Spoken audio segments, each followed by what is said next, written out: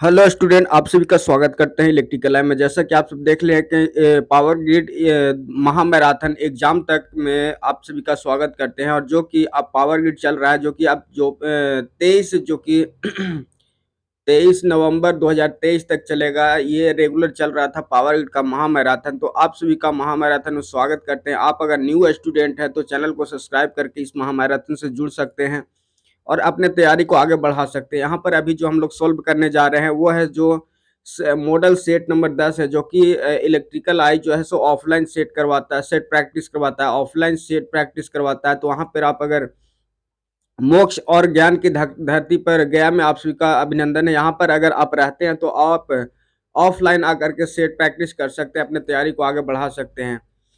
तो new student हो गए तो जरूर से जुड़ जाइए अपने महामैराथन में और जुड़ जाइए, अपने तैयारी को आगे बढ़ाइए। तो कहते पापा के परी और माँ के लाडू पावर ग्रिड 2023 महामैराथन एग्जाम तक में आपका स्वागत है। अब की बार अंतिम प्रहार के साथ पावर ग्रिड का तैयारी करने के लिए हम लोग निकल चुके थे, जो कि कुछ दिन बीत चुका है, जो कि अब 23 तारीख तक फिक्स हो गया है कि चलेगा, क्योंकि 24 नवंबर को जो है सो एग्जाम है पावर ग्रिड का। तो आप सब जुड़ जाइए और तैयारी करते रहिए। किसी तरह का इन्फॉर्मेशन या जानकारी लेना होगा, संपर्क करना होगा, तो यहाँ पर नंबर दिया गया है। तो चलिए अभी हम लोग जो कि सेट सॉल्यूशन कर रहे थे, सेट सॉल्यूशन करते हैं और आगे देखते हैं कि क्या क्वेश्चन पूछा है। इसका जो कि है पार्ट 1 जो है सेट जो है सेट 10 का पार्ट जो है सो 1 लोड किया गया है।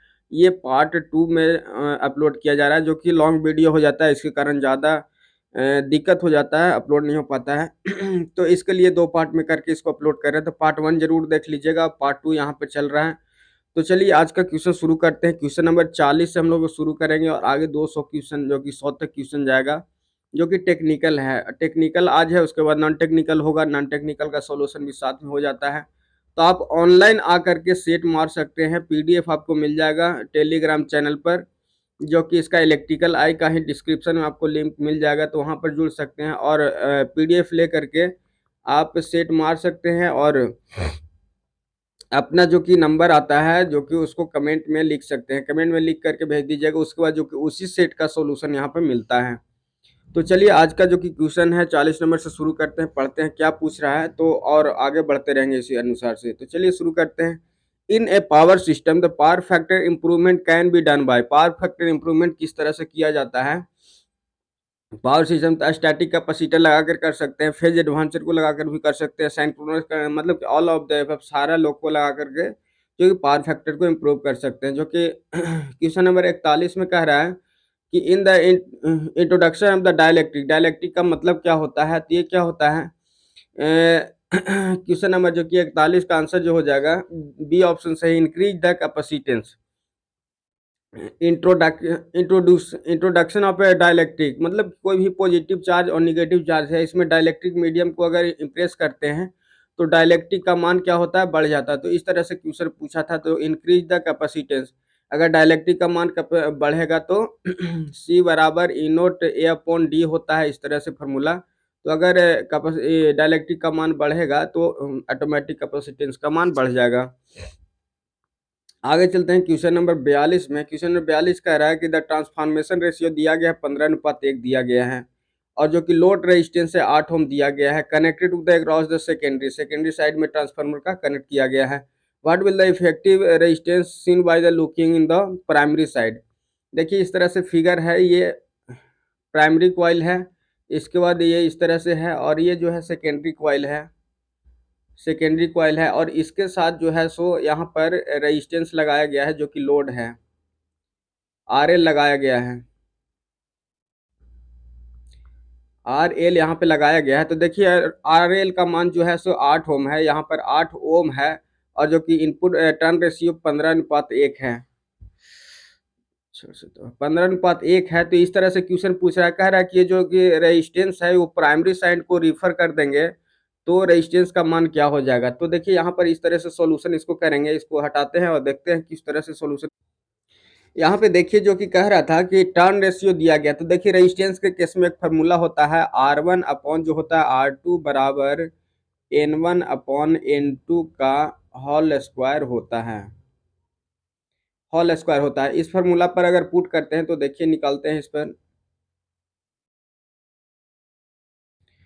तो यहाँ पे अगर पुट करते हैं तो देखिए R1 जो है सो कितना निकालना है, R1 निकालना है, R2 का मान 8 ओम दिया गया है। इसी तरह से N1 जो कि N1 होता है, N2 का मान दिया गया टर्न रेशियो, तो इसका स्क्वायर हो जाता है। यहाँ पर इसको सोल्व करेंगे तो निकालेंगे, इसके बाद जो है सो क्या निकलेगा, R1 बराबर जो हो जाएगा, R1 बराबर जो हो जाएगा, R1 बराबर हो जाएगा 15 15 225 गुना 8 गुना कर देंगे तो 8 पे 40, जीरो हाथ में 4 हो जाएगा, और यहाँ पे 8 दूनी 16 4 20, जीरो हाथ में 2, 8 दूनी 16 2 1800, मतलब जो कि R2 का मान जो हो जाएगा कितना हो जाएगा 1.8 के हो जाएगा। तो देखिए 1.8 के ओम जो आ जा रहा है यहाँ पे रेजिस्टेंस का मान 1.8 के, तो सी ऑप्शन सही हो जाएगा। क्वेश्चन नंबर 42 का जो कि सी ऑप्शन सही हो जाएगा। आगे चलते हैं क्वेश्चन नंबर जो कि 44 में 43 में चलते हैं और देखते हैं क्या पूछ रहा है। क्वेश्चन नंबर 43 में कह रहा है टेम्परेचर से रिलेटेड है। यहाँ पर देखिएगा थर्मो इलेक्ट्रिक कह रहा है, ए थर्मोमीटर है the scale from the 20 degree Celsius से -20 से 80 degree Celsius, the respective span of temperature कितना होगा। तो देखिए यहाँ पर माइनस है और 80 है, तो यहाँ से लेके 20 तक तो यहाँ हो जाएगा टोटल टेम्परेचर इधर, अब बाकी 80 इतना है, तो 80 20 100 डिग्री सेल्सियस का स्पेन हो जाएगा। तो ऑप्शन नंबर जो कि 43 का डी ऑप्शन सही हो जाएगा। क्वेश्चन नंबर आगे 44 में चलते हैं। क्वेश्चन नंबर 44 कह रहा है यहाँ पे कि the span of the zero centre voltage meter has the scale है जो कि -10 टू +10 है। यहाँ भी स्पेन पूछ रहा है कि देखिए यहाँ रीडिंग इस तरह से है, यहाँ पे जो कि है सो -10 है और यहाँ पे +10 है, यहाँ पे 0 है, तो टोटल स्पेन जो हो गया यहाँ से यहाँ तक, देखिए यहाँ से यहाँ तक जो कि स्पेन हो गया इस तरह से, तो 10 इधर हो गया 10 इधर हो गया, तो टोटल स्पेन कितना हो गया 20 हो गया। यहाँ पे जो ऑप्शन जो हो जाएगा डी ऑप्शन सही हो जाएगा, 144 का ऑप्शन नंबर डी हो जाएगा, 20 हो जाएगा। आगे चलते हैं क्वेश्चन नंबर जो कि 46 में चलते हैं। क्वेश्चन नंबर 46 कह रहा है in the armature of a DC motor, क्या है, in the armature of a DC motor, नहीं, in a armature of a DC machine aluminium is not use, aluminium क्या होता है नहीं यूज किया जाता है, क्यों, एज ए बाइंडिंग वायर, जो कि एल्युमिनियम को बाइंडिंग वायर के रूप में क्यों नहीं यूज किया जाता है। तो देखिए क्वेश्चन नंबर 46 का ऑप्शन नंबर जो हो जाएगा दो ऑप्शन सही है। रिक्वायर्ड लार्ज बाइंडिंग स्पेन, जो कि है जो आर बराबर होता है रो एल अपॉन ए होता है, तो जो कि इसका रेजिस्टिविटी जो होता है एल्युमिनियम का ज़्यादा होता है, तो इसलिए लेंथ जो होता है बढ़ जाता है, ज़्यादा मात्रा में जो कि लगाया जाता है, तो इसी तरह से होता है रिक्वायर्ड लार्ज बाइंडिंग स्पेन हो जाता है। तो ऑप्शन नंबर 46 का जो है सो बी ऑप्शन सही हो जाएगा। 46 का कह रहा है कॉपर है the conductivity than aluminium is for the largest binding span of the copper is use to binding material, तो कंडक्टिविटी उसका जो कि कम हो जाता है कॉपर के कंपेयर में, इसलिए जो कि ज़्यादा नहीं यूज करते हैं। 47 कह रहा है ए यूनिपोलर डिवाइस क्या है, तो फेट है सो यूनिपोलर डिवाइस है पीएन। देखिएगा ऑप्शन नंबर 147 का बी ऑप्शन तो सही है, फेट हो जाएगा जो यूनिपोलर है, यूनिपोलर डिवाइस है। और बाकी जीना डायोड बाइपोलर है, पीएन जंक्शन क्रिस्टल डायोड सारा जो है सो पीएन बाइपोलर है, बाइपोलर जंक्शन होता है इसमें। क्या हो रहा है क्वेश्चन नंबर देखिएगा 48 में। क्वेश्चन नंबर 48 कह रहा है कि the largest change in out input quantity without change in being induced the indicate is called, क्या होगा। कह रहा है the largest change in input में लार्जेस्ट चेंज करने के लिए quantity without the changing in being the indicate by the indicator is called, क्या कहते हैं। देखिए इसका ऑप्शन देखते हैं क्वेश्चन नंबर 48 का, और उसके बाद समझते हैं क्या पूछ रहा है यहाँ पे। अरे यार,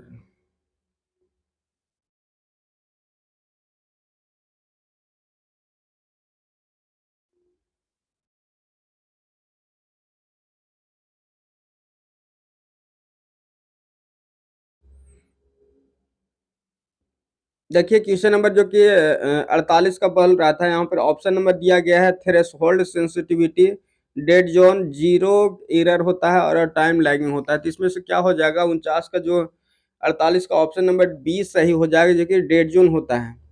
कहने का मतलब ये था इसका कि dead zone of the material is the zone in which the no any reading will be display after the applied input quantity, dead zone उसको कहते हैं जिस पर अगर इनपुट देते हैं मीटर में, इस तरह से रीडिंग अगर देते हैं, अगर इनपुट यहाँ पर देते हैं तो आउटपुट में कोई रिस्पांस नहीं देता है, रिस्पांस क्या है, नहीं देता है, तो इस तरह को क्या कहते हैं, डेड जोन कहते हैं। तो यही क्वेश्चन यहाँ पे बोल रहा था कि कह रहा है कि the largest change in input में चेंजिंग कर रहे हैं without the changing in being indicating in the instrument को इंडिकेट नहीं कर रहा, लेकिन इनपुट में चेंजिंग कर रहे हैं तो क्या होगा, तो उसको डेड जोन कहा जाता है।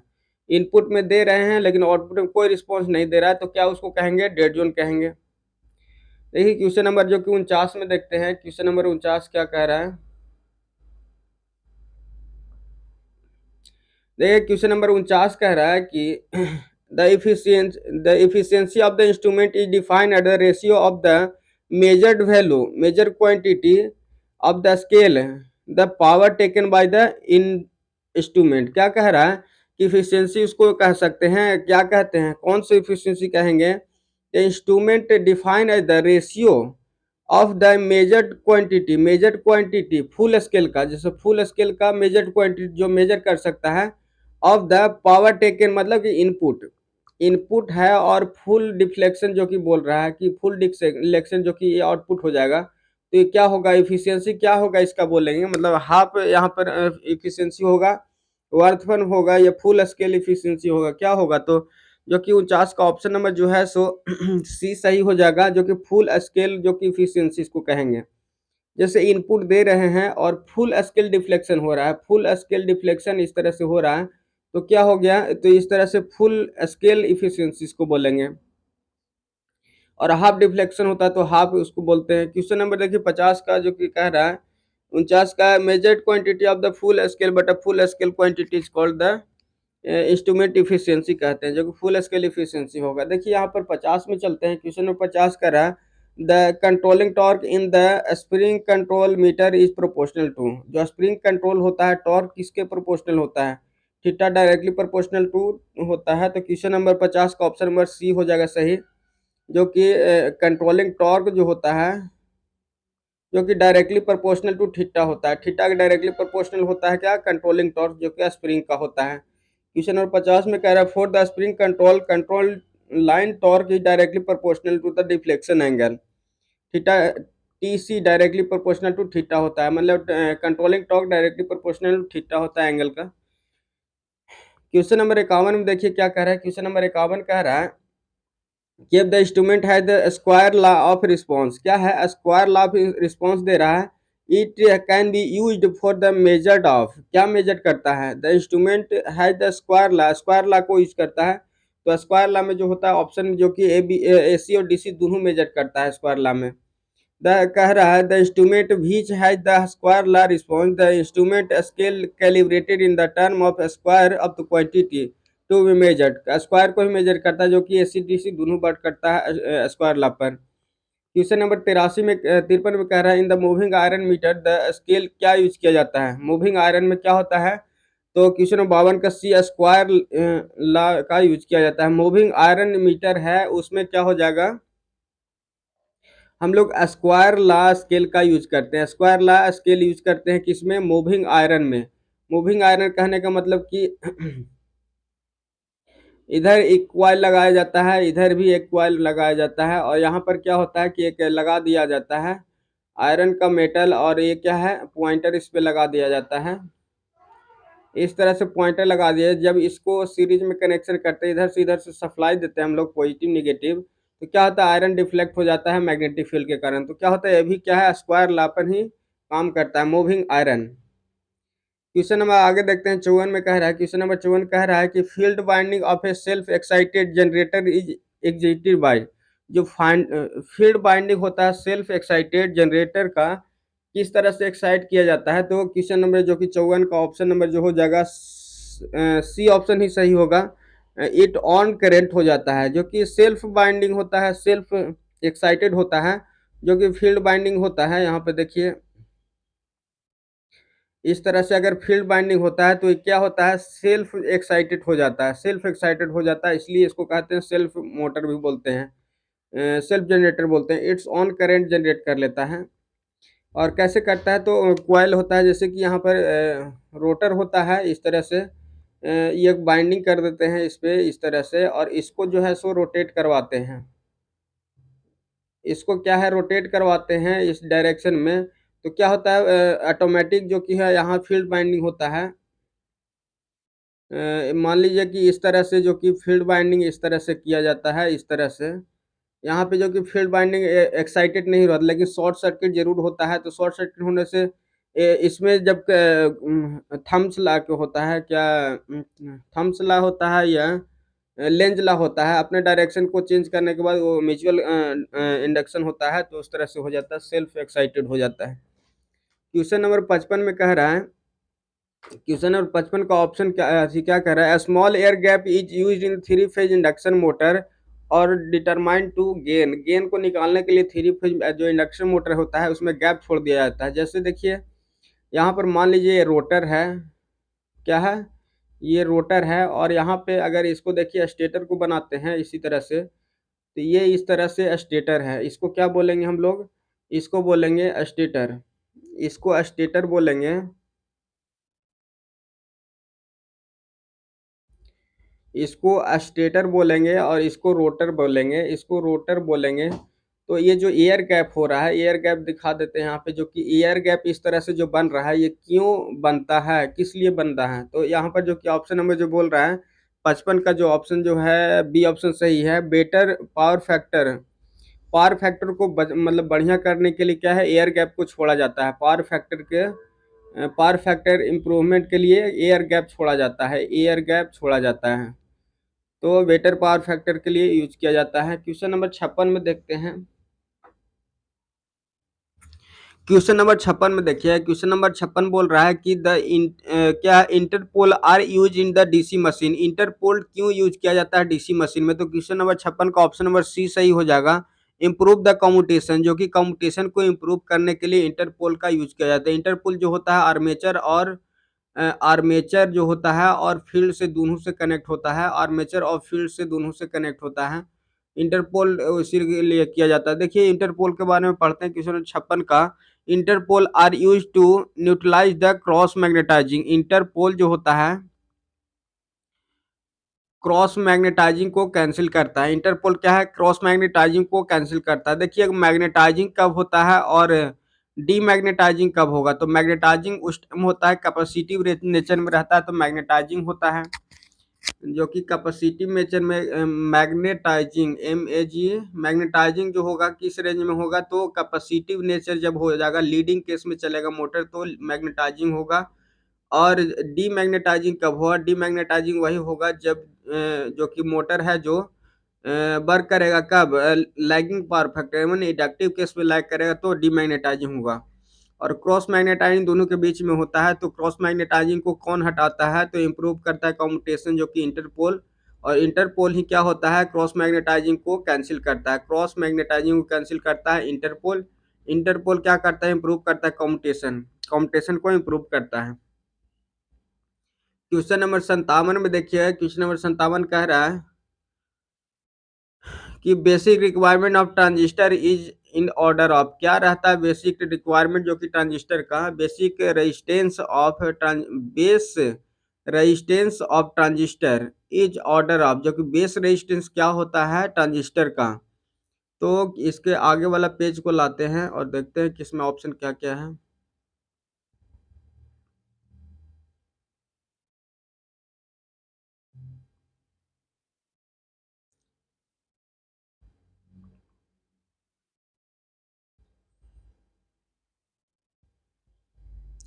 देखिए यहाँ पर ये बोल रहा था कि basic resistance of transistor in order of, किस तरह का, तो 57 का आंसर बताइएगा। क्वेश्चन नंबर 57 के ऑप्शन सही हो जाएगा, 100 ओम के आसपास होता है। रेजिस्टेंस क्या होता है, लो होता है लगभग, जो कि बेस का रेजिस्टेंस लो होता है। अब यहाँ पर ये नहीं कह रहा है कि कॉमन इमीटर है, कॉमन कलेक्टर है या कॉमन बेस है। अगर कॉमन बेस में कहते हैं, कॉमन बेस का जो रेजिस्टेंस होता है लगभग लो होता है, 100 ओम का होता है। और कॉमन इमीटर का होता है थोड़ा मीडियम में, 100 से लेकर के 1000 के आसपास होता है। लेकिन कॉमन कलेक्टर का क्या होता है, 1000 से एभव होता है। तो इस तरह से कुछ बोला नहीं है, इसलिए ऐसे मिनिमम भी होता है तो कॉमन इमीटर में जो कि बेस रेजिस्टेंस लो ही होता है। आगे चलते हैं जो कि क्वेश्चन नंबर देखते हैं 57 हो गया। क्वेश्चन नंबर 58 में देखते हैं। क्वेश्चन नंबर 58 क्या बोल रहा है? क्वेश्चन नंबर 58 बोल रहा है यहाँ पे। क्वेश्चन नंबर 58 क्या आ रहा है?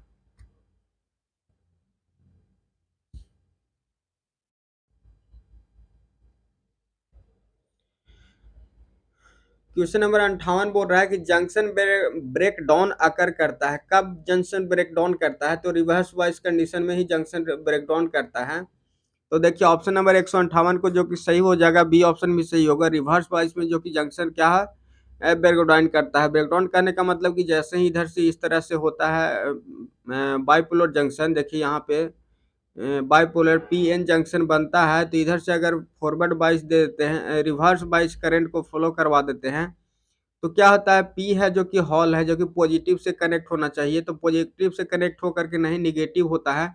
तो निगेटिव में क्या होता है, इलेक्ट्रॉन को क्या होता है, इधर खींचना चाहता है, और होल को क्या करता है, इधर खींचना चाहता है, जो कि एक दूसरे से कोलाइड करके बैरियर बहुत ज्यादा बढ़ जाता है। ऐसे तो नहीं कहा जा सकता है, इस तरह से कहते हैं इसको। रिवर्स बाइस में कनेक्शन करेंगे, रिवर्स बाइस में कनेक्शन करें पीएन जंक्शन को। पी में हॉल होता है, इसमें इलेक्ट्रॉन होता है। तो क्या होता है, इलेक्ट्रॉन और हॉल क्या होता है, देखिए यहाँ पे ये जो पॉजिटिव है तो क्या हो रहा है, इलेक्ट्रॉन को त्याग रहा है। इलेक्ट्रॉन को क्या कर रहा है, त्याग रहा है। तो इलेक्ट्रॉन इधर से क्या होगा, इधर से खींचेगा ही, इधर से इधर भेज रहा है इलेक्ट्रॉन को, तो इधर से क्या है, इलेक्ट्रॉन को इधर से भेजेगा। और जो कि इधर कह रहा है कि इलेक्ट्रॉन का पी क्या है, होल का ग्रहण करता है, होल को एक्सेप्ट करता है। यहाँ पे निगेटिव क्यों होता है, क्योंकि इसको मतलब कि ऑब्जर्व करता है होल को। तो इधर से ये जाएगा, इधर से इस तरह से हो, तो बैरियर जो होता है बढ़ते चल जाता है, इसका लेंथ जो विड्थ हो जाता है बढ़ जाता है, तो ब्रेकडाउन हो जाता है इस तरह रिवर्स वाइज में। क्वेश्चन नंबर 59 में चलते हैं। क्वेश्चन नंबर 59 कह रहा है कि which of the following meter creeping error किसमें होता है? क्रीपिंग एरर तो हमेशा वाट आवर में ही यूज किया जाता है। इंडक्शन टाइप जो कि वाट आवर होता है, इसमें क्रीपिंग एरर होता है। क्वेश्चन नंबर 59 का ऑप्शन नंबर ये सही हो जाएगा, जो कि एनर्जी मीटर है। एनर्जी मीटर में क्रीपिंग एरर होता है। तो देखिए क्रीपिंग एरर के बारे में क्या कह रहा है, creeping error occur in the energy meter, meter moving is still on even on no load. No load पर जो कि वर्क करता है, देखिए नो लोड पर जो चलते रहता है, रीड करता है, उसी को कहते हैं क्रीपिंग लोड। तो कह this phenomena known as the creeping, जो कि नॉर्मल जो कि मीटर जो लगा हुआ रहता है यहाँ पे, तो इससे जो कि यहाँ से इनपुट दिया जाता है, इनपुट यहाँ से दिया जाता है इनपुट, और जो कि यहाँ से आउटपुट लिया जाता है। यहाँ से अगर आउटपुट लिया जाता है, अगर यहाँ पर कोई लोड नहीं लगा रहे हैं, लोड नहीं लगा रहे हैं, यहाँ पे लोड नहीं लगा रहे हैं, तो क्या होगा, फिर भी जो कि रीडिंग देते रहता है, तो इसी को क्रीपिंग एरर कहा जाता है। तो आगे चलते हैं। क्वेश्चन नंबर 60 में कह रहा है कि ब्रांच जो है 3 दिया गया है, 2 नोड दिया गया, तो नंबर ऑफ लूप कितना बनेगा, इक्वेशन कितना बनेगा? तो इक्वेशन बराबर जो फार्मूला होता है बी माइनस एन प्लस 1 होता है। तो ब्रांच 3 है, जो कि नोड 2 है, माइनस में है ना, 3 माइनस 2 प्लस 1 हो जाएगा, 3 एक 4 में से 2 गया तो 2, ऑप्शन नंबर बी सही हो जाएगा 60 का। क्वेश्चन नंबर 61 में देखते हैं। Question number 61, at the room temperature an intrinsic silicon crystal can not be act as, किस तरह से वर्क नहीं कह रहा है, जो कह रहा है रूम टेम्परेचर पर intrinsic silicon crystal can not be act, किस तरह से वर्क नहीं करेगा? तो कंडक्टर की तरह तो एक्सेप्टरिन वर्क करेगा, कंडक्टर की तरह नहीं वर्क करेगा, क्योंकि जो कि इंट्रेंसिक के बारे में कह रहा है, इंट्रेंसिक होता है कि इंसुलेटर की तरह वर्क करता है, उसमें डॉपिंग करते हैं जब हो जाता है कंडक्टर की तरह। तो रूम टेम्परेचर पर क्या होता है कि इंसुलेटर की तरह वर्क करता है, तो क्या है, नहीं वर्क करेगा, तो कंडक्टर की तरह नहीं वर्क करेगा। तो क्वेश्चन को घुमाने का इस तरह से तरीका होता है, तो नोट कहता तो सीधा जो कि होता है आंसर उसको अपोजिट मारेंगे। क्वेश्चन नंबर 62 में देखते हैं। क्वेश्चन नंबर 62 का है the primary constant of the transmission line. Primary constant कौन कौन सा होता है जो कि ट्रांसमिशन लाइन में? तो आर एल सी, जो कि 62 का आंसर नंबर ये सही है, जो कि आर एल जी सी सब कुछ होता है इसमें, जो कि देखिए आर जो हो गया रेजिस्टेंस, एल इंडक्टेंस, जी को कंडक्टेंस बोलते हैं, सी को कैपेसिटेंस बोलते हैं। तो कैपेसिटेंस होता है, कंडक्टेंस भी होता है, रेजिस्टेंस इंडक्टेंस सब भी होता है। देखिए यहाँ पे इस तरह से इंडक्टेंस हो गया, इस तरह से कैपेसिटेंस हो गया, और अगर यहाँ रेजिस्टेंस जोड़ सकते हैं तो रेजिस्टेंस भी जोड़ दीजिए। तो इस तरह से होता है। रेजिस्टेंस को उल्टा क्या हो जाएगा, रेजिस्टेंस है तो कंडक्टेंस भी होगा। तो क्वेश्चन नंबर जो कि ए ऑप्शन सही हो जाएगा। 63 का देखिए, क्वेश्चन नंबर 63 का है, which of the following is are the active element in the circuit. Active element किसको कहा जाता है, तो फोर्स, वोल्टेज सोर्स या करंट सोर्स जो कि एनर्जी को डिलीवर करता है। जैसे एनर्जी को डिलीवर भेजेगा तो उसको कहते हैं अथी एक्टिव एलिमेंट। तो ये भी दोनों सही हो जाएगा 62, जो कि 63 का ऑप्शन नंबर सी सही हो जाएगा, ए और बी दोनों। The element has its on source of energy as is active element of the circuit, so current and voltage source is the active element circuit. Question number 64 में देखते हैं। Question number 64 कह रहा है कि a volt metre is, volt meter क्या होता है। क्वेश्चन नंबर 64 का ऑप्शन नंबर जो कि बी सही हो जाएगा। वोल्ट मीटर हमेशा क्या है, इंडिकेटिंग इंस्ट्रूमेंट है। वोल्ट मीटर क्या है, इंडिकेटिंग इंस्ट्रूमेंट है, इंडिकेट करता है। वोल्ट मीटर इंडिकेटिंग इंस्ट्रूमेंट है। तो बस इतना ही देखना है। देखिए when the volt meter is connected to the circuit, क्या है वोल्ट मीटर, जैसे कि यहाँ पे लोड है आरएल दिया गया है, इसके साथ वोल्ट मीटर अगर कनेक्ट करते हैं तो क्या होता है, circuit when the voltage measure करता है और इंडिकेट करता है। तो वोल्ट मीटर हमेशा इस तरह से बनाया जाता है, वो इस तरह से इंडिकेट करता है, 1 वोल्ट, 2 वोल्ट, 3 वोल्ट, 4 वोल्ट इस तरह से रहता है, तो इसको इंडिकेट करता है, तो इंडिकेटिंग टाइप का हो जाता है। क्वेश्चन नंबर 65 में देखिएगा। क्वेश्चन नंबर 65 कह रहा है एनर्जी मीटर क्या है, ये इंटीग्रेटिंग इंस्ट्रूमेंट है। क्वेश्चन नंबर 65 का ऑप्शन ये सही हो जाएगा। Energy meter show the reading with respect to time, so it's integrating instrument. Time के अनुसार जो कि रीडिंग देता है उसको इंटीग्रेटिंग इंस्ट्रूमेंट कहते हैं। जैसे इसको समझने के लिए बात करें तो देखिए फर्स्ट ब्लॉक हो गया, सेकेंड ब्लॉक हो गया, ये थर्ड ब्लॉक हो गया। फर्स्ट ब्लॉक में मान लीजिए कि जब कनेक्शन दिया गया तो 5 किलोवाट का रीडिंग कर लिया, या तो ये 0.5 किलोवाट का रीडिंग किया, उसके बाद लाइट कट गया, उसके बाद फिर कनेक्शन आया तो बंद हो गया, तो रीडिंग को स्टोर किया। उसके बाद जो कि 0.5 तो जूल हुआ था तो इसका रीडिंग कर लिया, उसके बाद जो कि आगे रीडिंग हुआ 5 किलोवाट का, तो अब जुड़ करके 5.5 हो जाता है, 5.5 किलोवाट घंटा हो जाएगा। तो इसी तरह से इंटीग्रेटिंग उसी कहते हैं कि लगातार समय के अनुसार जुड़ते जाता है, तो उसको बोलते हैं इंटीग्रेटिंग इंस्ट्रूमेंट। क्वेश्चन नंबर देखते हैं 66 में। क्वेश्चन नंबर 66 न्यूमेरिकल है, तो इसको ध्यान से बनाएंगे। कह रहा है कि ये पोल है, 8 पोल का एक मशीन है, DC generator has a simplex wave binding, wave binding है। Armature consist of 32 coil and 6 turn. Coil कितना है, 32 है, और एक क्वाइल जो कि 6 टर्न होता है एगो में, ईच में 32 गो क्वाइल है और 6 गो टर्न होता है एक में, तो टोटल कंडक्टर कितना होगा तो गुना कर देंगे।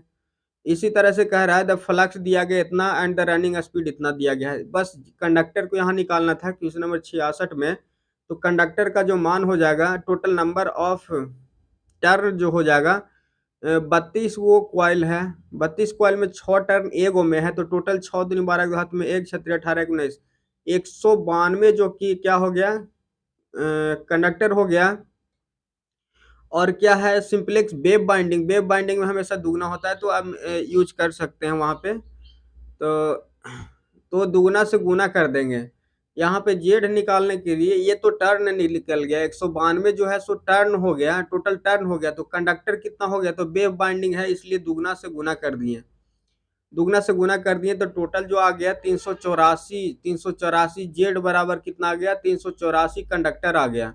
तो इस तरह से अगर सोल्व करेंगे तो देखिए यहाँ पे पुट करते हैं, जो कि क्या हो रहा है, वोल्टेज का मान बोल रहा है, ईवी बराबर N P five Z upon 60 A होता है, ए बराबर पी होता है यहाँ, तो वेव बाइंडिंग है तो यहाँ पर 2 हो जाएगा। तो इसको छोटा करके देखिए आंसर पुट कर देते हैं, आंसर मिला देंगे। कितना है, 250 है, गुना 0 पॉइंट क्या है 6 है, गुना 8 है, और जेड जो क्या 300 कितना आ गया, 384 आ गया, और बटा 60 ए बराबर पी हो जाएगा, तो वेव बाइंडिंग 2 हो जाएगा। इसको काटिएगा तो आंसर जो हो जाता है 384 आंसर आता है। 384 आ जाता है। तो इसमें यही ध्यान देने वाली बात थी क्वेश्चन में कि जो कि जेड कैसे निकालेंगे, जेड का मान कितना होगा। तो जेड जैसे देखिए कॉइल 32 था, एक को कॉइल में 6 टर्न था, तो टोटल जो कि टर्न हो गया, टर्न निकाल लिए तो 192 हो गया, टर्न हो गया। अब कह रहा है कि सिंप्लेक्स वेव बाइंडिंग है, तो वेव बाइंडिंग में हमेशा दुगो होता है, तो उसका दुगना हो जाएगा, तो सीधा गुना करके निकाल लेंगे। तो ये आ गया आंसर क्वेश्चन नंबर 166 का। क्वेश्चन नंबर 167 में देखते हैं।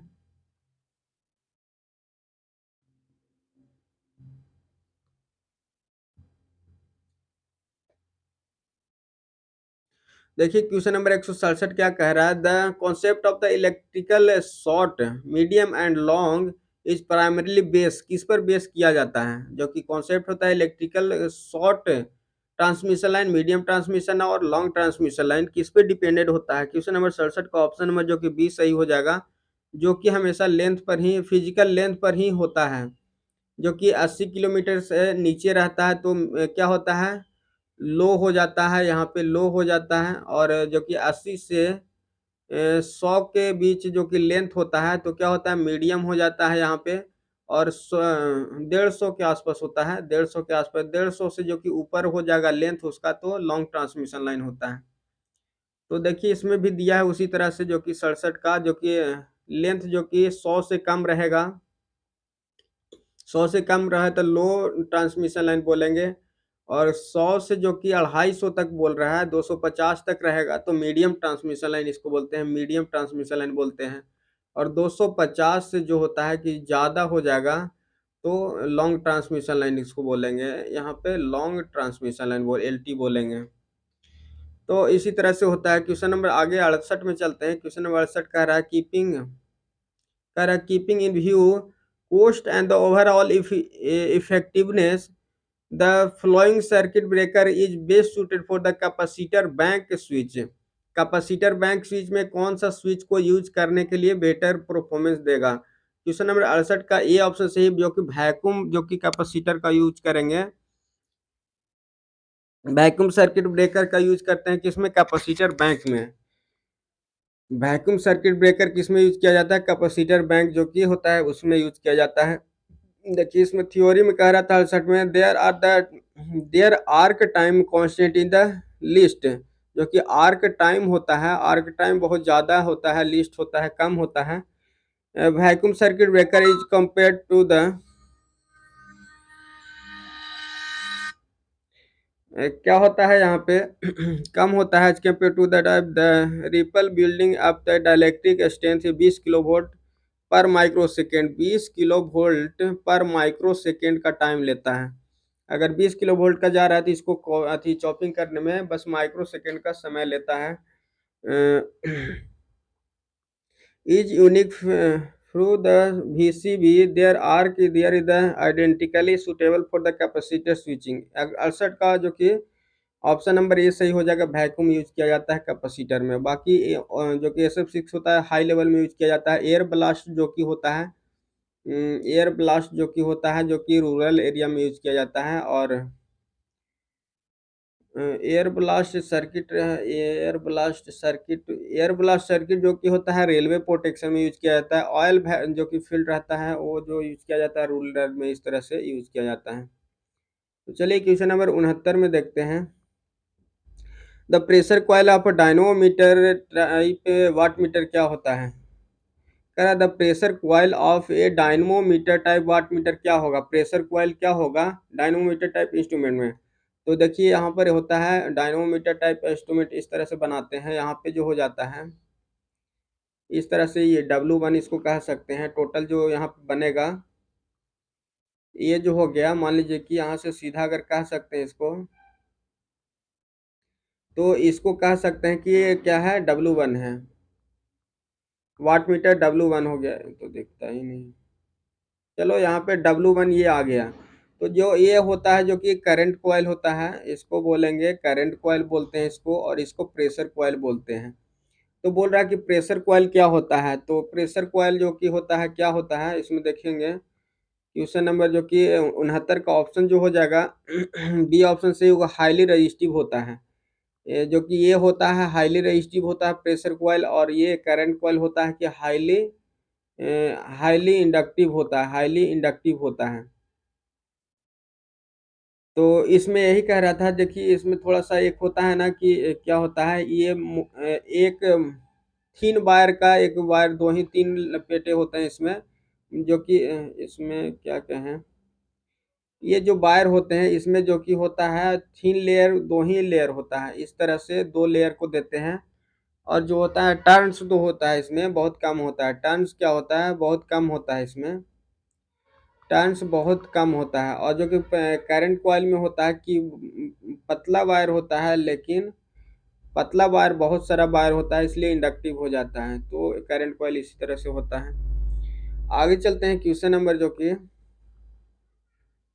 70 में देखते हैं। क्वेश्चन नंबर 70 कह रहा है कि when the 4 ampere current flowing through the 1 ohm resistor, the power dissipation क्या होगा। तो पावर डिसिपिएशन बराबर formula V square upon R होता है। इस पे पुट कर दिएगा तो आ जाएगा। क्वेश्चन नंबर 70 का ऑप्शन नंबर जो कि सी ऑप्शन सही हो जाएगा, 16 वाट आ रहा है। क्वेश्चन नंबर 71 में देख रहे हैं। क्वेश्चन 71 कह रहा है बाइपोलर जंक्शन ट्रांजिस्टर है, आईसी का मान इतना दिया गया 20 मिली एम्पियर, जो कि कलेक्टर करंट का दिया गया, बीटा दिया गया 100। तो आईबी का मान क्या होगा। तो बीटा कहें तो कॉमन इमीटर, कॉमन इमीटर में बीटा निकालते हैं, तो बीटा बराबर जो हो जाएगा कलेक्टर करंट अपॉन जो कि बेस करंट हो जाएगा। इस पर पुट करेंगे तो निकल जाएगा। तो हम लोग को पूछ रहा है क्या कि आईबी का मान पूछ रहा है। तो देखिए यहाँ पे आईसी का मान दिया गया है, तो आईबी का मान निकालने के लिए हमको क्या करेंगे, आईसी जो कि 20 मिली एम्पियर है, 20 मिली एम्पियर करके नीचे जो कि 100 से डिवाइड कर देंगे तो क्या हो जाएगा 0.2 मिली एम्पियर हो जाएगा, 0.2 मिली एम्पियर हो जाएगा। तो ऑप्शन नंबर सी सही हो जाएगा। तो ये वाला क्वेश्चन हमेशा पूछते रहता है, इसमें ध्यान में रखिएगा। देखिए क्वेश्चन है जो कि 72 है, बहुत थोड़ा सा लेंदी क्वेश्चन है। इसको देखते हैं क्या पूछ रहा है और क्या इसमें बनाना है। देखिए यहाँ पर जो कि क्वेश्चन नंबर जो कि 38 क्या 72 है, 72 को पहले बढ़िया से पढ़ेंगे और उसके बाद देखेंगे, सोल्व करने की कोशिश करते हैं इसको। क्वेश्चन नंबर 72 में जो कि देखिएगा, ए लूसी कैपेसिटर है, सी एक्स उसको बोलते हैं, रेटेड अब तक 5 किलो वोल्ट है और इसको 50 हर्ट दिया जा रहा है। वोल्टेज कितना 5 किलो वोल्ट और 50 हर्ट दिया जा रहा है। Respectively the equivalent circuit ideal capacitor C P का मान parallel of resistors R P. देखिएगा सर्किट इस तरह से है।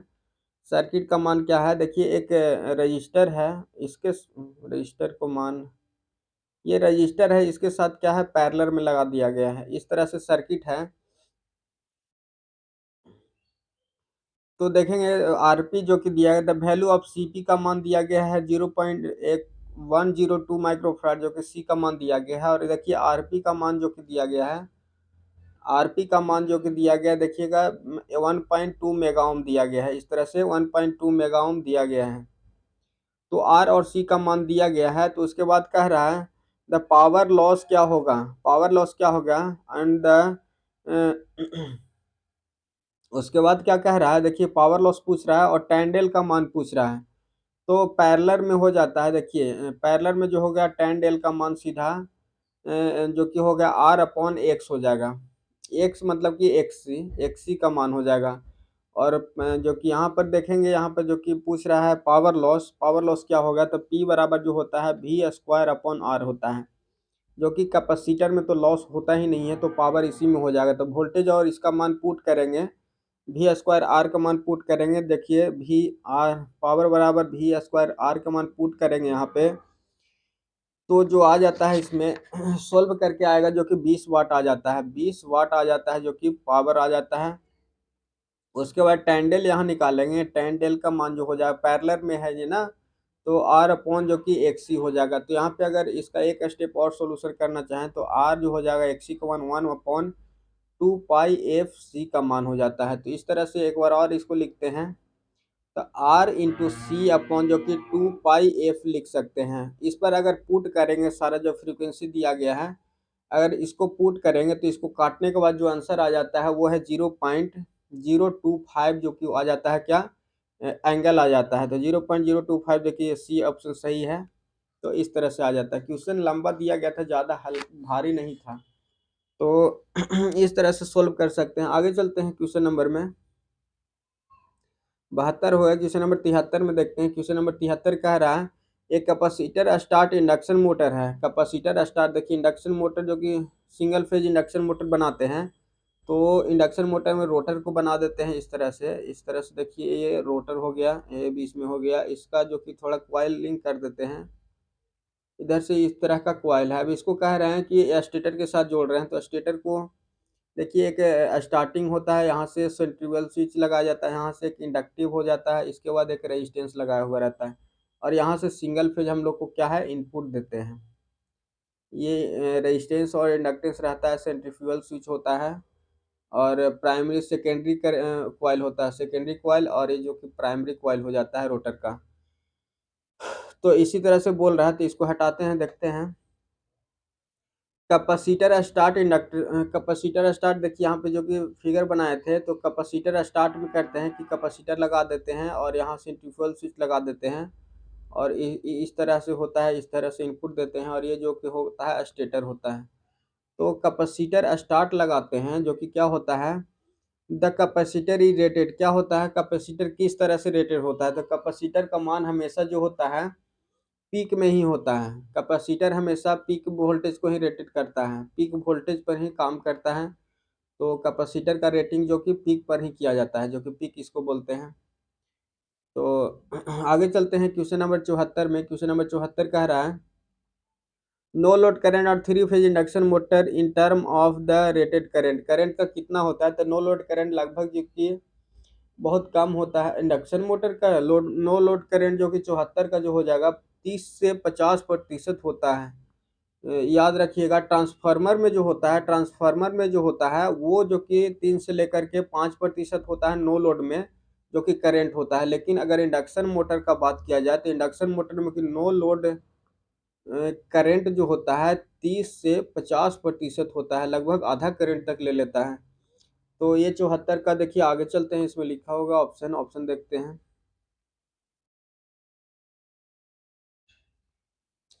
जो कि देखिए ये जो कि दिया गया है 2 से 6%, ये ट्रांसफार्मर का दिया गया है, ट्रांसफार्मर का होता है। लेकिन इसमें क्या होता है, 30 से इंडक्शन मोटर 30 से 50% का नो लोड करंट होता है। क्वेश्चन नंबर 75 पढ़ते हैं, क्या कह रहा है। Question number 75, no load and the full load power factor of the three phase induction motor are respectively. No load में क्या होगा, नो लोड में पावर फैक्टर क्या होगा, और फुल लोड में पावर फैक्टर क्या होगा। तो क्वेश्चन नंबर 75 का देखते हैं, जो कि बी ऑप्शन सही हो जाएगा। 0.2 टू 0.8 होता है। देखिए देखिए यहाँ पे नो लोड में 0.2 होता है, और फुल लोड में जो होता है, फुल लोड में जो होता है वो 0.85 होता है। तो लैगिंग ही होता है। तो नो लोड में रहेगा तो पावर फैक्टर 0.2 होता है, और जो कि फुल लोड में 0.85 होता है पावर फैक्टर। क्वेश्चन नंबर आगे चलते हैं 76 में।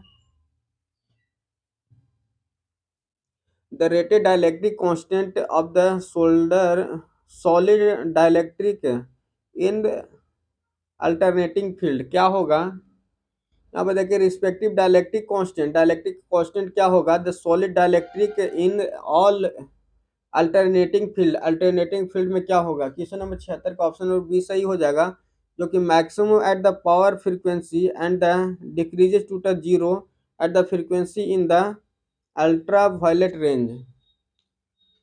The rated dielectric constant solid dielectric in the alternating field क्या होगा, तो maximum at the power factor पर मैक्सिमम होगा, and decrease to the zero frequency, frequency अगर बढ़ाते हैं तो क्या होता है, जीरो हो जाता है डाइलेक्ट्रिक। और क्योंकि 1/2 पाई FC होता है, तो अगर इसका फ्रीक्वेंसी का मान बढ़ाएं तो कैपेसिटर का मान घटेगा, इन्वर्सली प्रोपोर्शनल होता है। क्वेश्चन नंबर 77 में देखते हैं। क्वेश्चन नंबर 77 का the flow of a electric current in a conductor is due to. किस तरह जो कि कंडक्टर में किसके कारण होता है, जो कि इलेक्ट्रॉन के कारण होता है। 77 का ऑप्शन नंबर जो कि सी सही हो जाएगा।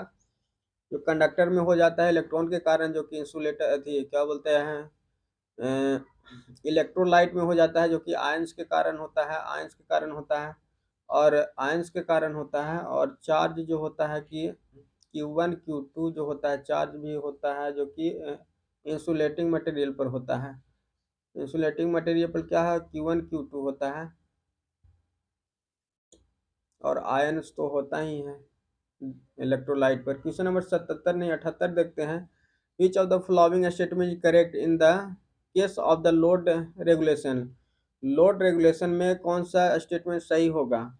तो लोड रेगुलेशन जो होता है, no load resistance minus full load resistance upon जो होता है, हमेशा जो होता है फुल लोड को ही लेते हैं।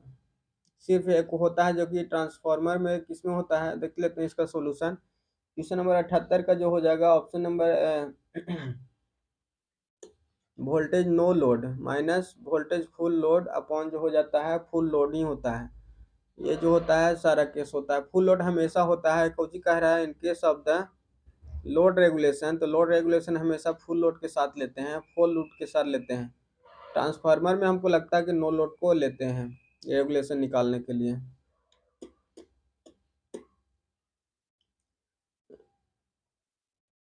क्वेश्चन नंबर जो कि 79 में कह रहे हैं एम्पियर सेकंड किसका होता है? एम्पियर सेकंड जो होता है एनर्जी का होता है। क्वेश्चन नंबर जो कि 69 का जो ऑप्शन नंबर डी सही हो जाएगा, चार्ज का होता है। एम्पियर सेकंड क्या होता है? चार्ज बराबर current into time, ampere second charge को कहते हैं। Q बराबर IT होता है, ये फार्मूला होता है। आगे चलते हैं क्वेश्चन नंबर 80 में। क्वेश्चन नंबर 80 कह रहा है the substance having the largest number of the free electron and the offering low resistance R called. क्या कह रहता है? इलेक्ट्रॉन ज़्यादा होता है, ऑफर लो रेजिस्टेंस करता है, तो उसको कंडक्टर कहते हैं। 80 का ऑप्शन नंबर ये सही हो जाएगा।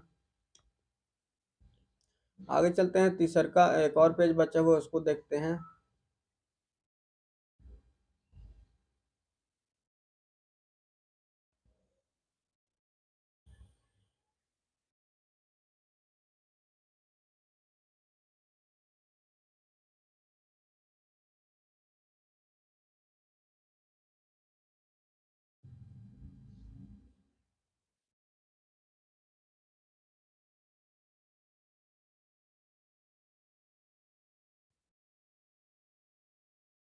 क्वेश्चन नंबर 81 में कह रहा है कि what is the increase the temperature the resistance क्या होगा? तो सी ऑप्शन इंक्रीज ही करेगा टेम्परेचर के साथ में, जो कि कंडक्टर होता है मेटल। तो क्वेश्चन नंबर 82 कह रहा है कि इट में armature current is increase to double. Armature current क्या है रहा है कि डबल कर रहा है। Prevent value the time commutation is half, commutation क्या हो जा रहा है कि हाफ हो जा रहा है। How will the reactance voltage Harry, reactance voltage क्या होगा? क्वेश्चन नंबर 82 का जो बोल रहा है,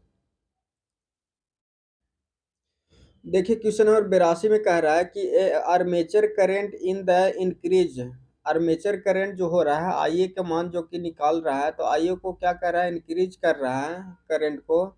इट्स डबल 2IA कर दे रहा है, आर्मेचर करंट को डबल कर दे रहा है it previous value.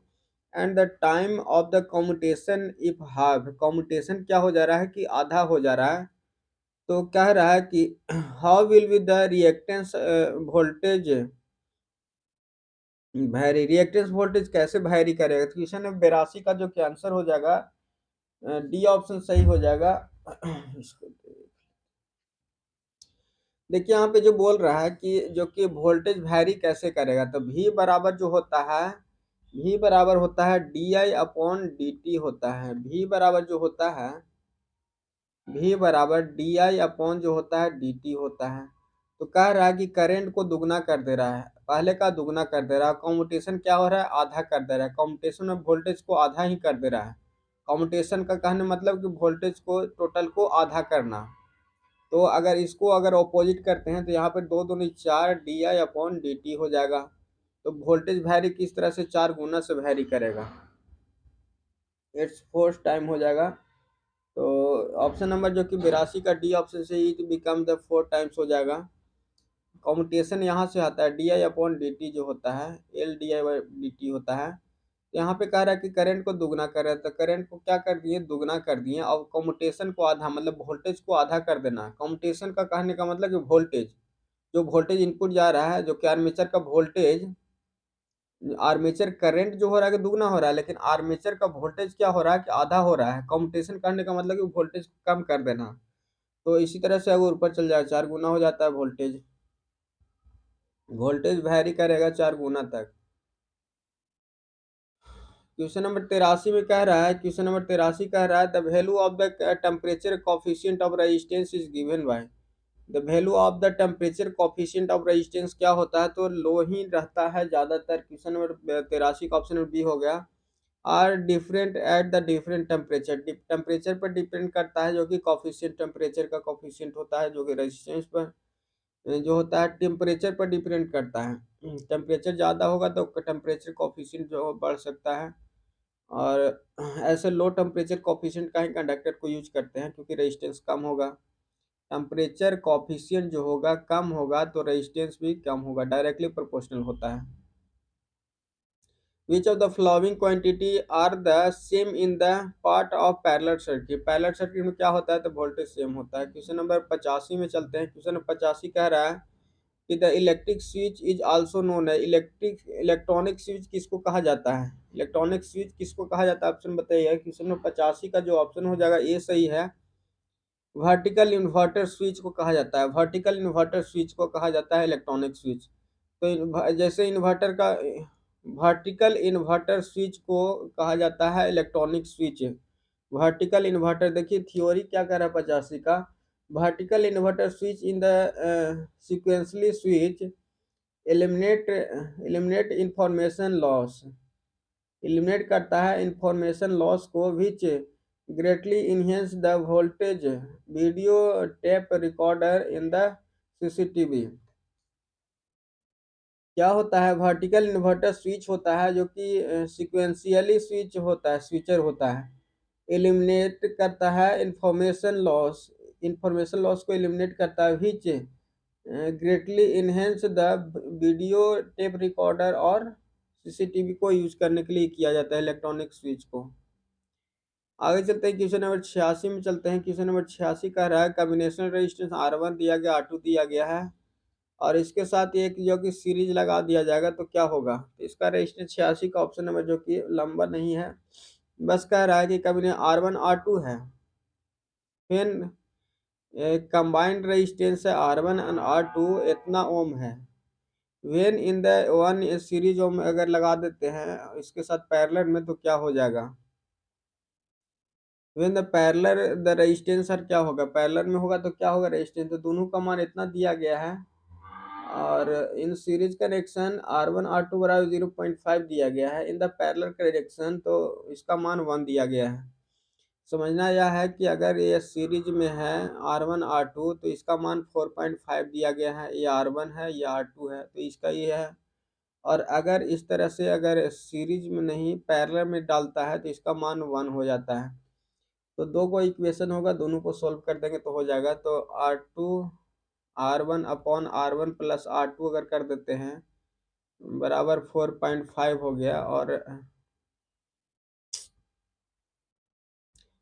R1 plus R2 का मान जो दिया गया है 4.5 दिया गया है। और यहाँ पे R1 इंटू R2 अपॉन जो कि R1 प्लस R2 करेंगे तो 1 दिया गया। R1 प्लस R2 का मान यहाँ पुट करेंगे तो इंटू का मान निकल जाएगा, तो इंटू का मान निकल जाएगा। इसको स्क्वायर कर देंगे तो ए स्क्वायर बी स्क्वायर 2 पर भी निकाल सकते हैं, तो ऐसे पुट करके भी निकालेंगे तो निकल जाएगा। R1 R2 का मान अलग अलग पूछ रहा है बस। क्वेश्चन नंबर 87 में चलते हैं। क्वेश्चन नंबर 87 कह रहा है a circuit having the neither any energy source not the EMF source, उसको क्या कहते हैं, न तो एनर्जी सोर्स है न तो क्या है, circuit neither any energy source nor EMF source. Energy source EMF ने तो पैसिव हो जाएगा, एनर्जी सोर्स कहने का मतलब कि वही हो गया ईएमएफ सोर्स, पैसिव एलिमेंट हो जाएगा। 87 का ऑप्शन नंबर जो कि बी ऑप्शन सही हो जाएगा। क्वेश्चन नंबर 88 में चलते हैं। क्वेश्चन नंबर 88 कह रहा है कि which of the following is and the passive element, passive element तो रजिस्टर हो जाएगा, देखिए रजिस्टर भी हो जाएगा, 2 3 ऑप्शन दे रहा है, इंडक्टेंस भी हो जाएगा, करंट सोर्स तो वोल्टेज सोर्स एक्टिव हो जाएगा, तो डी ऑप्शन सही हो जाएगा 88 का। 89 में देखते हैं। 89 कह रहा है कि in the incremental cost charge characteristics, incremental cost characteristics of two generator is determine निकालने के लिए कह रहा है। तो देखिए इसका आगे भी क्वेश्चन है, बारिश से तो अलग परेशान है, भाग जाता है।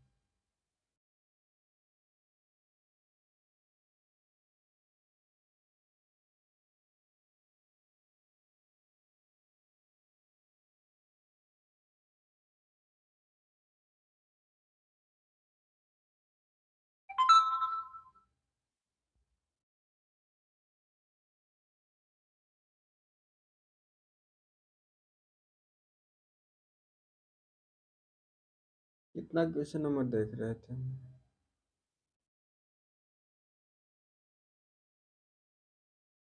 क्वेश्चन नंबर 89 देख रहे थे, क्वेश्चन नंबर आगे देखते हैं। करा the incremental cost characteristics of two generator is, क्या कह रहा था आगे? डिटरमाइंड करने के लिए बोल रहा था।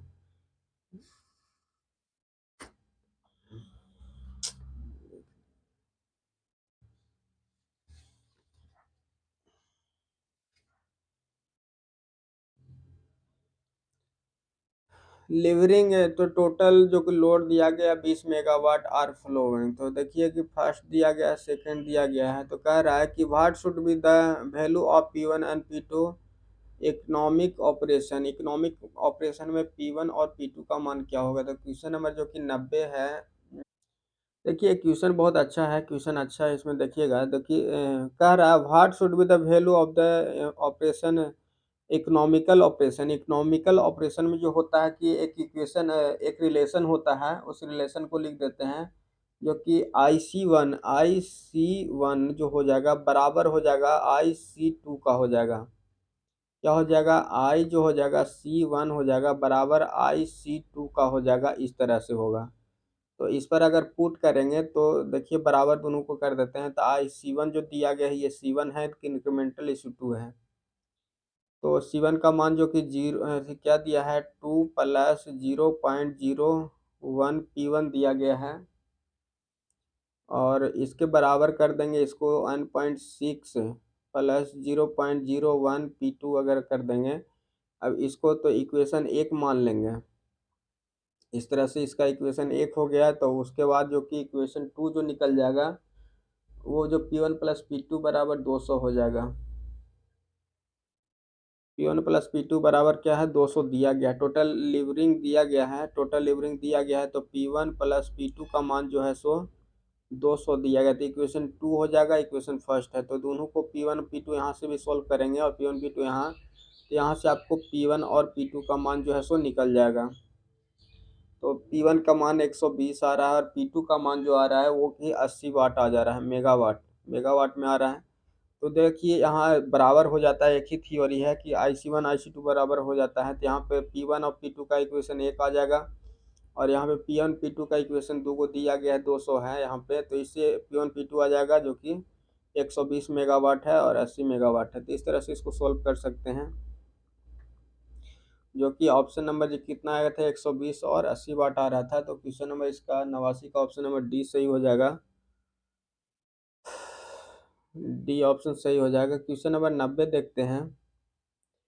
क्वेश्चन नंबर 90 में कह रहा है कि the electric field inside the hollow metallic charge क्या होता है? तो इनसाइड द हॉलो, जो कि हॉलो कहने का मतलब देखिए एक सिलेंड्रिकल है इस तरह से। तो इसका जो कि हॉलो अंदर जो हो जाएगा चार्ज क्या होगा? तो चार्ज लगभग 0 होता है। तो 90 का ऑप्शन सी ऑप्शन सही। इनसाइड, इनसाइड कहेगा अंदर, अंदर जो हो जाएगा तो 0 हो जाएगा और बाहर सरफेस पर कुछ होता है। तो ऑप्शन नंबर सी सही हो जाएगा। क्वेश्चन नंबर 91 में चलते हैं। देखिए यहाँ पर जो कि बनाने वाला क्वेश्चन दिया है। क्वेश्चन नंबर देखिए 91 लास्ट में बता दें। क्वेश्चन नंबर 92 का रहा था thermo electric power at the natural temperature क्या होगा? थर्मो इलेक्ट्रिक पावर जो होगा न्यूट्रल टेम्परेचर पर क्या होगा? क्वेश्चन नंबर जो कि 92 जो हो जाएगा, 92 जो का बी ऑप्शन सही होगा, 0 हो जाएगा। Thermo electric power at the neutral, thermo electric power कहने का मतलब 0 कब होगा? न्यूट्रल टेम्परेचर, जैसे कि यहाँ सोलर से लगा हुआ है, इस पर टेम्परेचर अगर नहीं जाएगा तो क्या होगा? पावर आउटपुट नहीं देगा। तो इसी के लिए बोल रहा था। क्वेश्चन नंबर आगे चलते हैं 93 में। क्वेश्चन नंबर 93 कह रहा है द आउटपुट रॉन्ग स्टेटमेंट क्या होगा? तो 93 का जो ऑप्शन नंबर जो हो जाएगा सी ऑप्शन सही कह रहा है, directly is the radius. The magnetising force of the centre of the circular coil क्या हो जाएगा, तो is directly to the radius हो जाता है। मैग्नेटाइजिंग फोर्स एच बराबर जो होता है एन आई अपॉन जो एल होता है, और नहीं तो आर होता है, एन आई अपॉन आर हो जाता है। तो directly proportional to the radius नहीं होता है, inversely proportional to the radius होता है। तो ये स्टेटमेंट गलत है। देखिए directly proportional number of its turn N I और directly proportional to the current, directly proportional हो जाता है एच का, inversely proportional to its radius, ये भी सही है, इन्वर्सली प्रोपोर्शनल टू रेडियस होता है। तो यही होता है इसका मैग्नेटाइजिंग फोर्स का फॉर्मूला। क्वेश्चन नंबर आगे 94 में चलते हैं। क्वेश्चन नंबर 94 कह रहा है कि the resistance of earth should भी क्या होता है। क्वेश्चन नंबर 94 का देखिए इस तरह क्वेश्चन पूछते रहता है। द मिनिमम पॉसिबल होता है, अर्थ का जो रेजिस्टेंस होता है वो लगभग जीरो के आसपास होता है रेजिस्टेंस, क्योंकि जितना भी सर्किट जो कोई फेज वायर से लेते हैं, एक यहाँ पे फेज वायर आता है, अगर न्यूट्रल यहाँ पे नहीं है तो यहाँ से फेज वायर को ले करके एक न्यूट्रल वायर देते हैं यहाँ से, और इस तरह से क्या होता है सर्किट को कंप्लीट करते हैं। तो न्यूट्रल जो कि होता है ग्राउंड का जो जीरो होता है लगभग मिनिमम होता है। 95 का कह रहा है question number in the ideal transformer, ideal transformer में क्या होता है, तो 95 का ऑप्शन नंबर जो कि डी है सभी सही हो जाएगा। बाइंडिंग है द नो रेजिस्टेंस, रेजिस्टेंस नहीं, कोर है the no loss, core loss नहीं होता है, कोर है द इनफाइनाइट परमेबिलिटी, सही है। 96 में कह रहा है if the transformer in delta delta deliver the rated load, one of the transformer is, one of the कह रहा है क्या है, डेल्टा डेल्टा कनेक्शन है प्राइमरी और सेकेंडरी में, प्राइमरी और सेकेंडरी में क्या है डेल्टा डेल्टा कनेक्शन है, इस तरह से कनेक्शन है। ये प्राइमरी N1 मान लीजिए और N2 मान लीजिए, इसको N2 हो गया। तो कह रहा है deliver their the rated load, load पर दे रहा है, आउटपुट दे रहा है द ट्रांजिस्टर ट्रांसफार्मर रिएक्टेंस का मान क्या होगा। तो यहाँ पर देखिए थोड़ा सा इसको निकालते हैं आगे वाला जो कि है,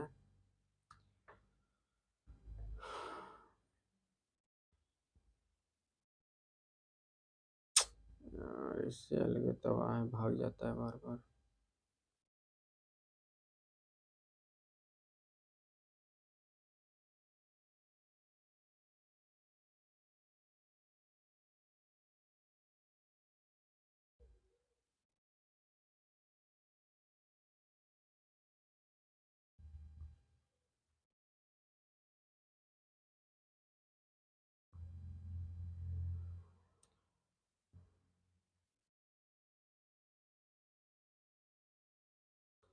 यहाँ पे देखिए क्या कह रहा है कि डेल्टा डेल्टा कनेक्शन था, डेल्टा डेल्टा कनेक्शन था, तो क्या होगा यहाँ पे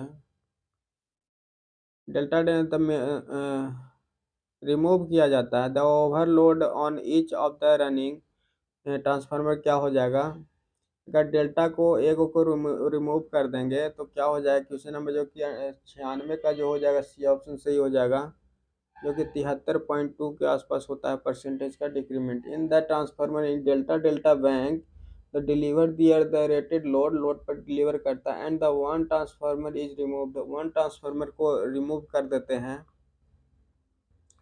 एक को पैरेलल कनेक्शन में था, पैरेलल कनेक्शन में था इस तरह से, तो एक को अगर रिमूव कर दे रहे हैं तो क्या होगा 73.2% का remove the overall on the each of the two remaining transformer is 73.2% will be the cause, total भी ओपन ओपन डेल्टा हो जाएगा ओपन में लगभग √3 का मान जो कि 1.73% में निकाल देते हैं तो आ जाता है 73 पॉइंट कुछ। तो ऑप्शन देखिएगा in operating 400 hertz transformer at 50 hertz, frequency कम करते हैं तो अच्छा हो जाता है। ईबी का मान जो होता है directly proportional to the frequency होता है। तो 97 का ऑप्शन नंबर बी सही है कि only K V rating is reduced in the same proportional as the frequency, अगर इसी तरह से कह रहे हैं कि इधर E directly proportional to F है तो फ्रीक्वेंसी को जितना से घटाएंगे उतना से ए भी घटेगा, तो सही हो जाएगा। क्वेश्चन नंबर 98 का देखिएगा ऑप्शन जो कि बता देते हैं सीधा। क्वेश्चन नंबर जो कि complex current given they the 5 + 5 sin omega T दिया गया है, तो ये एवरेज है 5 है, जो एवरेज है पूछ क्या रहा है, the it's average value ampere में क्या होगा, एवरेज वैल्यू क्या हो जाएगा। क्वेश्चन नंबर जो कि 98 है ना, 98 का क्या हो जाएगा। क्वेश्चन नंबर 98 का जो कि डी ऑप्शन सही हो जाएगा, 5 होगा। तो ये एवरेज यही होता है, डीसी का मान जो कि होता है एवरेज होता है। क्वेश्चन नंबर 99 में कह रहा था, 99 का ऑप्शन नंबर जो कि सही हो जाएगा, बी ऑप्शन सही हो जाएगा। 1.5 times the maximum value of the flux in the any phase, 1.5 times होता है। कह रहा है question, which of the following is the correct estimate the three phase induction motor. Three phase induction motor क्या है, the reluctance flux is the constant, reluctance flux जो कि constant है, constant constant nature and is 1.5 times of the maximum value of flux is any phase. 1.5 of the maximum का 1.5 जो होता है flux सब फेज में होता है। तो ये रहा क्वेश्चन नंबर 99। क्वेश्चन नंबर 100 में कह रहा है ल्यूमिनस क्या है, the luminous of the particle primarily किस पर यूज किया जाता है। क्वेश्चन नंबर जो कि 200 का हो जाएगा, ल्यूमिनस किस पर डिपेंड करता है, इक्वल टू द सेकेंड। इसका आंसर आप बताइएगा कमेंट में। अगर लास्ट तक आप सॉल्यूशन देख रहे होंगे तो इसका कमेंट में आंसर बताइएगा। आपसे जो कि अभी पढ़ रहे हैं ये बहुत ही भरोसेमंद होगा, जो कि आप अगर यहाँ तक पढ़े हैं तो कमेंट में इसका आंसर बताइएगा। तो और न्यू स्टूडेंट होंगे तो चैनल को सब्सक्राइब कर लीजिएगा और बेल आइकन दबा लीजिएगा, और अपने फ्रेंड्स से ज़रूर शेयर कीजिए इस तरह से सॉल्यूशन।